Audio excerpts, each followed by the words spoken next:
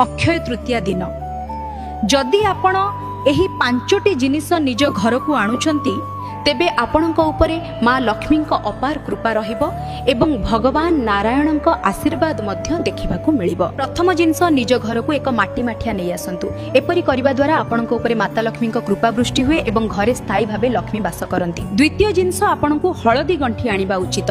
एहा द्वारा भूत प्रेत बाधा किंबा कोनोसी भय रहुथिले ताहार निवारण होइजिबो। तृतीय जिनस आपणकू निज घर को कौड़ी आनिबा उचित।